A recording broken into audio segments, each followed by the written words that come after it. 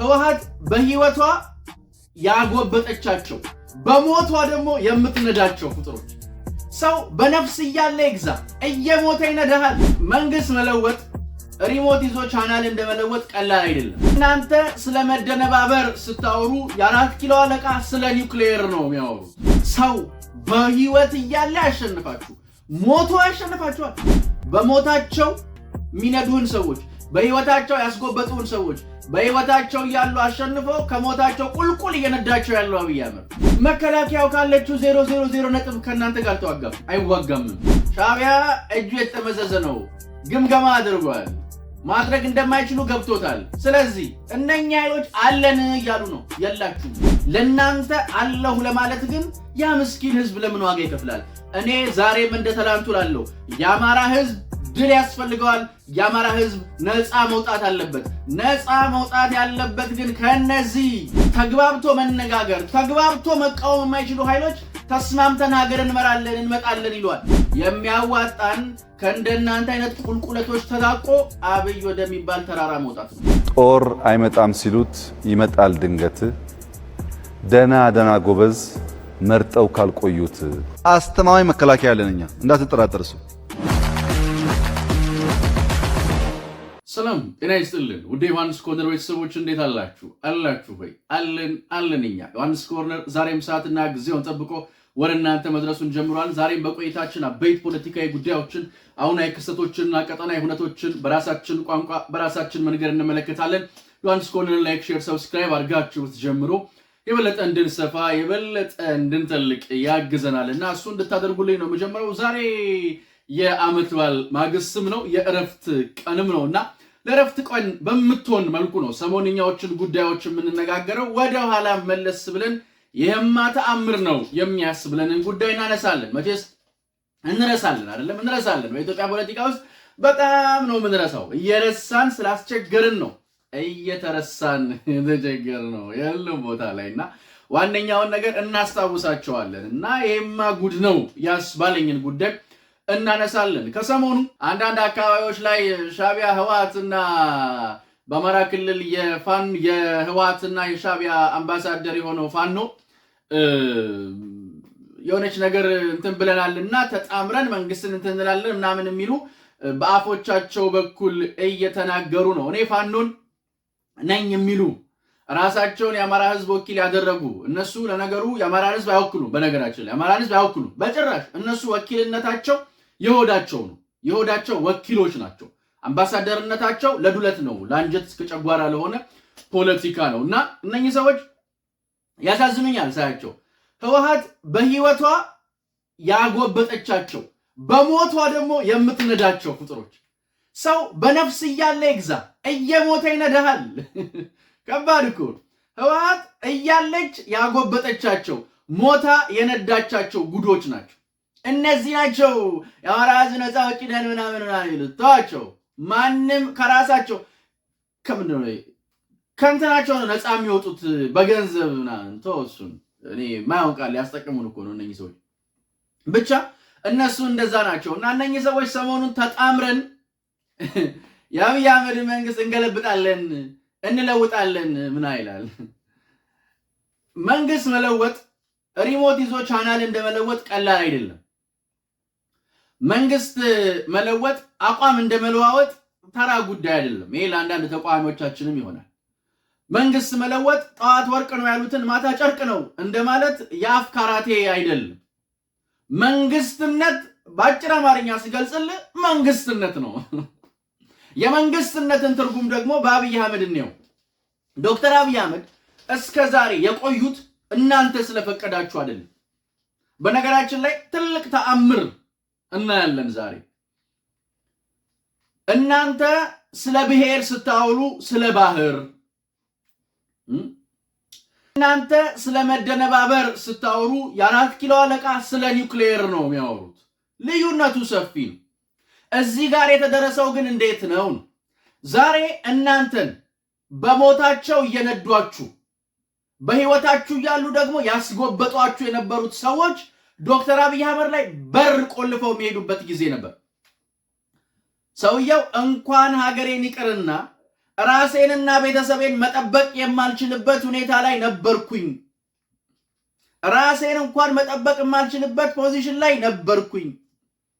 የግል ጥበቃዎቼን እንኳን ይመርጡልኝ እነሱ ነበረ ያለበት ጊዜ ነበረ። እናስታውስ። እንኳን ሀገሬን እንኳን የሰጣችሁኝን ኃላፊነት በብቃት ልወጣ ይቅርና ራሴንና ቤተሰቤን መከላከል የማልችልበት ፖዚሽን ላይ ነበርኩ። ለምሳሌ እናንተ ጠቅላይ ሚኒስትር ሆነ በሕገ መንግሥቱ መሠረት ሀገር አገልግል ብላችሁ የሾማችሁኝ ቀን የደህንነት ሹሙ ከኔ ጋር የነበሩ 3 ግለሰቦች በጥበቃ ስራ ላይ የነበሩ 3 ግለሰቦች ይዘህ ቤተ መንግሥት መግባት አትችልም ተባልኩ። እኔ የግል ጥበቃዎች ላይ ማዘዝ የማልችል ሰውዬን ነው እናንተ ለምን ሀገር አትጠብቅም እያላችሁ ጥያቄ የምታቀርቡት? አትችልም፣ እኛ የሰጠንን ጠባቂ ብቻ የሚጠብቅህ ተብሎ ጠባቂዎቼ እንዳይገቡ ተከለከሉ። ይሄ ጠቅላይ ሚኒስትር የሆንኩበት ቀን ነው። ቢሮ የምሰራበት ቢሮ ቁልፍ ያለው በእነዚህ የደህንነት ጠባቂዎች ነው። ከፍተው የሚያስገቡኝ አስወጥተው የሚቆልፉብኝ እነሱ ናቸው።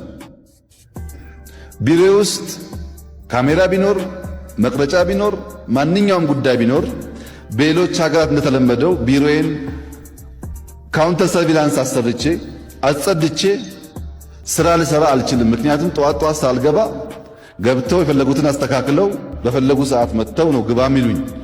ለዚህ በስልክም ልናገር አልችልም። አቶ ደመቀን ጠርቼም ልወያይ አልችልም። ቢሮዬ ከኔ ቁጥጥር ውጭ ነው ማለት ነው። የምጠበቀው ብቻ ሳይሆን ቢሮዬም በሰዎች እጅ ነው። ከቢሮ በተጨማሪ የቤቴ ዋናው ቁልፍ በእነዚህ ኃይሎች ነው። አስገብተውኝ የሚቆልፉብኝ እነሱ ናቸው። ጠዋት ቁልፍ ከፍተው የሚያስወጡኝ እነሱ ናቸው። ከዚህ በኋላ ነው እንግዲህ ያ ሁሉ ሪፎርም ተሰርቶ እዚህ ጋር የተደረሰው።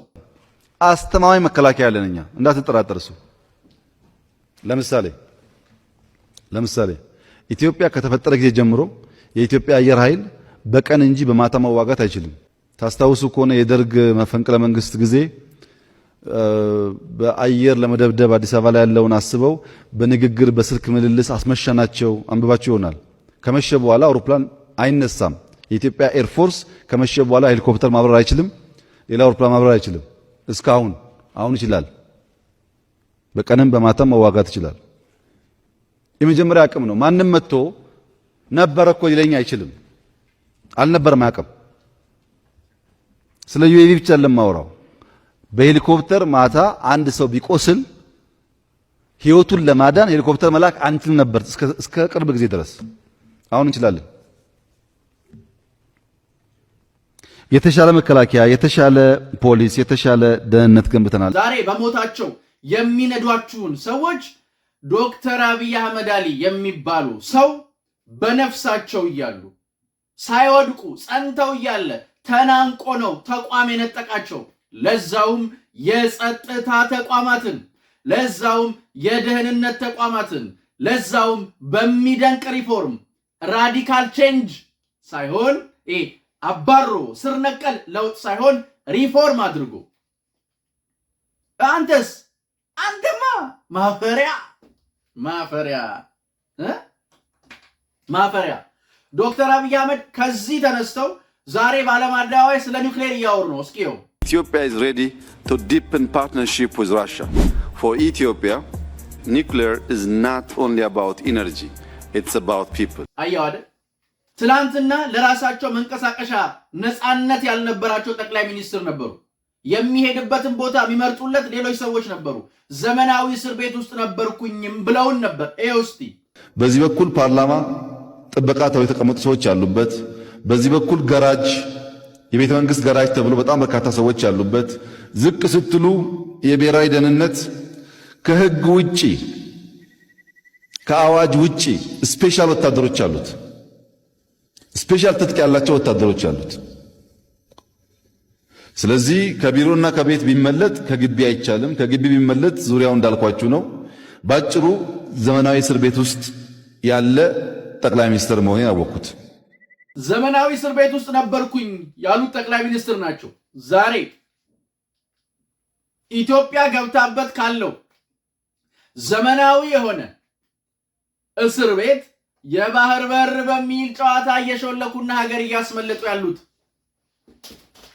ትላንት መከላከያው ምናምን የግለሰብ ነበር፣ የራሳቸው ታጣቂዎች ጭምር ነበሯቸው፣ ደህንነት አይሰማንም ነበር ብለው ነበር ጠቅላይ ሚኒስትሩ። ይኸው ቤተ መንግስትም አስፈላጊ ቦታ የራሱ ወታደሮች አሉ። ውጭ ሀገር ሄጄ እመጣለሁ እንዳይባል አየሩ አይታመንም፣ ኤርፖርቱ አይታመንም። በእነዚህ ያህል የሚጠበቅ ነው። ሰው ለራሱ ነፃነት ሳይኖረው ማሰብም አይችልም፣ መከላከልም አይችልም። ይሄ የተከበረው ምክር ቤት መገንዘብ አለበት። ቀለል አድርጎ ማየት የለበትም። እስካሁን ያላነሳውን አሁን የምናነሳው ቀጣይ የሚመጡ አመራሮችም ትምህርት እንዲወስዱ ተቋማትም ከዚህ አንጻር መታነስ ስላለባቸው የታለፈበትን ነገር የኢትዮጵያ ሕዝብ የማወቅ መብትም ስላለው ከዚህ በመነሳት ይሄ ነገር አያዋጣም፣ ኤስኤስአር እንስራ፣ የሴኩሪቲ ሰርቪስ ሪፎርም እንስራ ብለን ኢንሳን፣ ደህንነትን፣ ፖሊስን፣ መከላከያን፣ ፋይናንሻል ኢንተለጀንስን ያካተተ ሪፎርም ለመስራት ሙከራ አደረግን። ሙከራ ስናደርግ የደህንነት ተቋማት የሚባሉት ኦልሞስት የሉም። የግለሰብ የቤተሰብ ማህበሮች ናቸው። እውቀት የሌላቸው፣ ብቃት የሌላቸው፣ በትውውቅ በዝምድና የተሰገሰጉ ሰዎች ያሉበት ተቋም ነው። ሊትራሊ ፈርሶ መሰራት የሚጠይቅ ነው።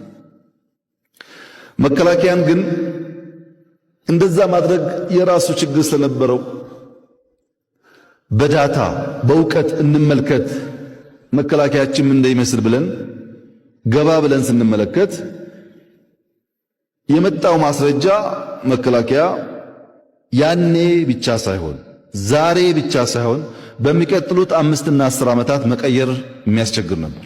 ላስታውስ ብዬ ነው። እስቲ ትንሽ ክትባት ነገር ስላመለጣችሁ ብዙ አታስታውሱም። ምን አይነት ክትባት እንዳመለጣችሁ አላውቅም እኔ እና አስታውስ በዚህ እና ጠቅላይ ሚኒስትሩ ዛሬስ ይሄን ተቋም ምን አደረጉት? ኢትዮጵያዊ ትላንትና የነበረው ይሄ ነው።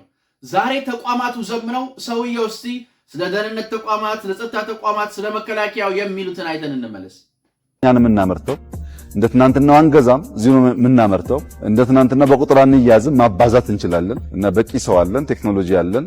ሀገራችን ለመጠበቅ የሚያስችል ከፍተኛ ብቃት ያለን መሆኑን የሚያረጋግጥ ነው። ለመላው ኢትዮጵያውያን እንኳን ደስ ያላችሁ። የምንናገረው ለመስራት ነው፣ የምንናገረው ለውጤት ነው። ከዚህ ቀደም ስንናገር ተረት ይመስል ነበር። ዛሬ ግን የጨበጥነው እውነት ነውና እኛ 130 ሚሊዮን ገደማ የምንቆጠር ህዝቦች ነን።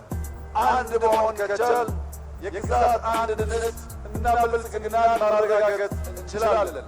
የጠላቶቻችን ፍላጎት እኛን መበተንና መለየት ነው።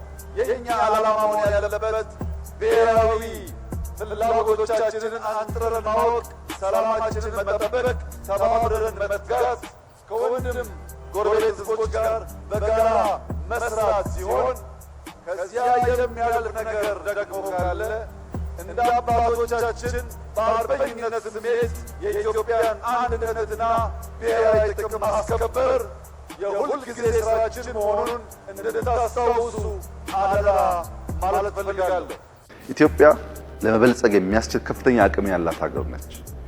በግብርናው፣ በኢንዱስትሪው፣ በቴክኖሎጂው፣ በቱሪዝም፣ በማይኒንግ እየመጣ ያለው ውጤት በጣም ከፍተኛ ተስፋ የሚሰጠው ነው። ይህ እድገት በወታደራዊ አቅም መጠናከር አለበት። አሁን ቅድም እንዳየነው አጥፍተው የሚጠፉ ድሮኖች በከፍተኛ ቁጥር እያመረትን እንገኛለን።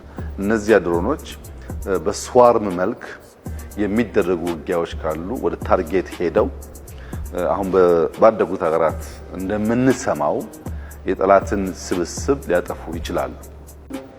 አባቶቻችን አንድ ነገር ብለው ነበር።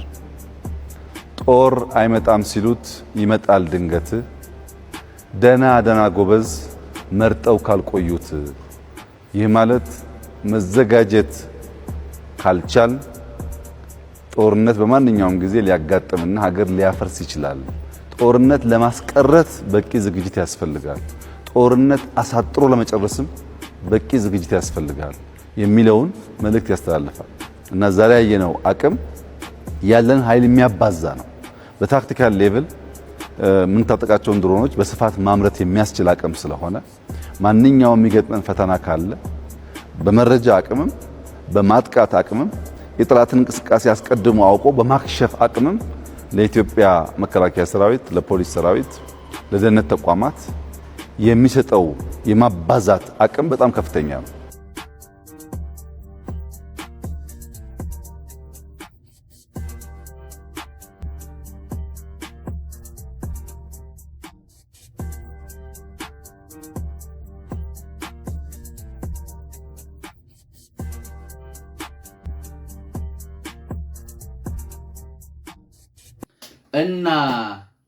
እናንተ ናችሁ አሁን አብይ አህመድን የምትገለብጡት። ይሄ እኮ ተአምር ነው። ዛሬ ስለ ኒኩሌር እያወራ ነው። ዛሬ ስለ ባህር በር እየተነጋገረ ነው። እናንተስ ህወሓት ደጃፍ ሄዳችሁ ወድቃችኋል። እናንተስ ሻዕቢያ እጅ ላይ ተገኝታችኋል። ሰው በህይወት እያለ ያሸንፋችሁ፣ ሞቶ ያሸንፋችኋል። ሞቶ በሆዳችሁ ያስወድቃችኋል። በጣም ነው የምታሳዝኑት። በጣም ነው የምታዝናኑትም። በእናንተ ምክንያት የሚያሳዝነኝ ግን ያ ምስኪን ገበሬ ነው። ያቺ ምስኪን እናት ነው። ሌላ ማንም አይደለም። እነኚህ ሰዎች በነገራችን ላይ ከመከላከያ ጋር እንገጥማለን፣ መከላከያን እንትን እንላለን ምናምን አይላል። መከላከያው ካለችው 000 ነጥብ ከእናንተ ጋር አልተዋጋም፣ አይዋጋምም። የነዚህ ስራ ስፒድ ብሬከርነት ነው። ሰሞኑን ብለናችሁ ነበር አይደለም? ምንም እንደማያደርጉ እየታሰበ ነው። ሻዕቢያ እጁ የተመዘዘ ነው። ግምገማ አድርጓል። ማድረግ እንደማይችሉ ገብቶታል። ስለዚህ እነኛ ኃይሎች አለን እያሉ ነው። የላችሁም አለን አትበል። የላችሁም።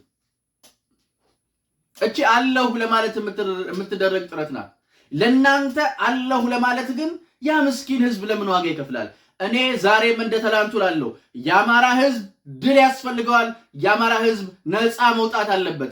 ነፃ መውጣት ያለበት ግን ከነዚህ ራሳቸውን ፋኖ ነን ምናምን ብለው ከሚጠሩ ዱርዬዎች ነው፣ ተላላኪዎች። ህዝቡን እንደ ህዝብ በጠላትነት ፈርጆ ለተንቀሳቀሰ ዛሬም ድረስ ላልተነቃበት ስካር ድሮ የሄደ የጥላቻ ጌሾ ግቶ ለሄደ የጠመም አጥንት ላጠነን ኃይል ተላልከው ዛሬም ደሞ እኮ ድል የሌለው ውጤት እኮ መጨረሻው እኮ ይታወቃል። መጨረሻው 0 ድምሩ ኔጌቲቭ ለሆነ ጨዋታ ነው ይሄን የሚያደርጉት። ያሳዝነኛል። አስታውሻችኋለሁ። ሰው እንደዛ እኔ ለማስተያየት ሲሞከር ሼም ይዘኛል፣ አፍራለሁ። ያው ዛሬ ሰንበትም ስለሆነ ላንሳላችሁ ብዬ ነው። እኔ ከምንም አልቆጥራቸውም፣ ከመጤፍ ልቆጥራቸውም አልችልም። እነዚህ ኃይሎች ከዚህ በኋላ ይሄንን መንግስት ይንዱልኛል ብለህ እንትን የምትል ኃይል እና አይቼው ነው ተጣምረን። ማን ከማን ነው የሚጣመረው? ማንን ለማጥቃት ነው የሚጣመረው? ማን ላይ ለመምጣት ነው የሚጣመረው? ያስቀኛል እኮ ተግባብቶ መነጋገር፣ ተግባብቶ መቃወም የማይችሉ ኃይሎች ተስማምተን ሀገር እንመጣለን ይሏል። የትኛውን ተቋም ነጥቀ? እንደ አፍ ቀላል ቢሆን እኮ ድሮ ትመጡ ነበር። በመስከረም 2017 ያኔ ክረምቱ ወጣ፣ መስከረም አይጠባም ብላችሁ ነበር እኮ። መስከረም ጠባ። እናንተ ምን እንትን እንደምትሉ አላቅም። መስከረም ግን ጠብቷል። የሌለ ፕሮፓጋንዳ ትነዛላችሁ። የሌለ ጩኸትና ጫጫታ። በስራ የተገለጠውን ሰውዬ የሚያዋጣን ከእንደናንተ አይነት ቁልቁለቶች ተላቆ አብይ ወደሚባል ተራራ መውጣት ነው። እምንወጣው ወደዛ ነው። የኢትዮጵያ ልኳም ከፍታዋም እሱም ነው። የደህንነት ተቋማቱ፣ የጸጥታ ተቋማቱን ያቸው እስቲ። እኔ ያስቁኛል። ህወሓታዊውን ዳይነስቲ ነቅንቆ የጣለውን መንግስት ነው አብይ ነው። እነዚህ ትከሻው ከጎጃም የሰፋ ቦዘን የሚጥለው መቼ የማይሆን ግን አያዋጣም። እቺ የሻዕቢያ ርችት አታዋጣ። ሻዕቢያ እንደማያዋጣ ቃል ኒውዮርክ ላይ ደራደራለሁ እያለ መሀል ላይ እዚህ ሬሳ አስደረድራል አይደል? አያዋጣም። ለመደራደር ሬሳ አትደርድር። እኔ አሁንም የምለው እሱ ነው። አያዋጣም። ሰላም አማራጭ የሌለው አማራጭ ነው። ይሻላል። ምክንያቱስ አይተናላ። ከእናንተ ጋር የምናስተያየውን ሰው እያሳይቻለሁ አይደል? በሞታቸው የሚነዱህን ሰዎች፣ በህይወታቸው ያስጎበጡን ሰዎች በህይወታቸው እያሉ አሸንፈው ከሞታቸው ቁልቁል እየነዳቸው ያለው አብይ አህመድ ቁልቁል። ይህንን ወደድክም ጠላህም፣ ተዋጠልም አልተዋጠልም፣ ታኘከልም አልታኘከልም እየመረረህ የምትውጠው ሀቅ ነው። በቃ አለቀ አለቀ። ዋጠው፣ በደንብ አድርገው ዋጠው። ዛሬ ያለንበትን ከፍታ፣ ዛሬ ያለንበትን ርቀት፣ ዛሬ ያለንበትን ልዕቀት ስናሰላው ፍጹም ፍጹም ፍጹም አትደራረሱም፣ አትወዳደሩም፣ ለመተያየትም አትበቁ እና እንትን አትበሉት፣ አታመቻምቹት፣ አታሞዳምዱት። ምንም እንትን አይደለም። ስለሚረሱ እናስታውሳቸው ብለን ነው። ይሄው እስቲ ተቋም ግንባታው ነው። እናንተ ይሄንን ነገር እያደረጋችሁ ስንት ራስ ስራ ተሰራ። አሁንም ኑልን እንጣመር እንጻመድ ምናምን አያዋጣ። ብራስ አያዋጣ። ቢያዋጣ እኮ ችግር የለም፣ ቢሆን ችግር የለም። ስለማይሆን አሁን ይሄንን በፖለቲካ ሂደት ምናምን እንደው እንዳናነሳው ዛሬ ከውድ ፕሮግራማችንም ጋር የምድ ገጻችንን ገፍተን ነው ዛሬ በነገራችን እንደው በማህበር ስላበዱ አሁን እንደዛ ብለን ነው ያመጣናችሁ። እንደው የጅል መንገድ የጅል ጎዳና በቃ ዝም ብሎ ሆያውዬ ሁሌ ሆያውዬ ማናቸውም ከቀልባችሁ ብትሆኑ ይሻል ይመስለኛል። ከቀልባችሁ ብትሆኑ ያዋጣል። ከቀልባችሁ ብትሆኑ አዋጭ ነው። ያ ቃል አይደለ ብዙ ትርፍ የለውማ። ብዙ ትርፍ ስለማይኖረው ትክክል ስለማይሆንም ከቀልባችሁ ሆናችሁ ብታሰሉት ጥሩ ነው። ኢትዮጵያ ተቋማቶቿን አዘምና እየቀጠለች ነው። ይሄ ለኛ ተአምር ነው። ከዛ አሁን ወዳለንበት የራሱን ትብታብ ወያኔ ትብታብ ፈቶ የሀገሩን ትብታብ እየፈታ ካለው ሰው ጋር መቀጠልና መቀጠል ነው የምንለው። እንግዲህ ለሰንበት እንድትሆን ቀለል ያለች ጉዳይ ግን ከፍ ያለውን ሀቅ እንመልከትበት ብዬ ነው። ቀለል አድርገን ከፍ ያለውን ጉዳዩ ከፍ ያለ ነው እንደው ለውድ እንድትሆን አድርገን እንየው ብዬ ነው እንጂ ጉዳዩ ከፍ ያለ ነው። እዚህ ውስጥ በጣም ብዙ የሚመረመር ጉዳይ አለ። በጣም ብዙ የሚወራ በየጥፋቱ በየለውጡ የታለፈውን ስንከሳሮች ደግሞ ማሰብ ነው። ዝም ብሎ የታለፈ እኮ አይደለም። ችግር ነበር፣ ውጥንቅጥ ነበር፣ ስንት ነገር ነበር፣ ፈተና ነበር። በዛ ሁሉ ውስጥ ነው እየታለፈውና እሱን ማስላት እሱን ማየት የግድ ይላል ነው የምላችሁ። እኛ ግን ሁሌም እንደምንለው እንደማይለወጥ አንድና ውድ ቃል አዲስ ትውልድ አዲስ ተስፋ፣ ሁሉም ጥሩ ይሆናል፣ ሁሉም በጎ ይሆናል። የኔና የእናንተ ሀገርም እንደ ልማዷ ታሸንፋለች፣ እንደ ልማዷ ድል ታደርጋለች። ፈጣሪ ኢትዮጵያና ሕዝቦቿን አብዝቶ ይባርክ። ዮሐንስ ኮርነር ላይክ፣ ሼር፣ ሰብስክራይብ ማድረግ እንዳይረሳ። ውድ ዮሐንስ ኮርነር ቤተሰቦች ቸር ቆዩን። የነገሰ ይበለን። ቺርስ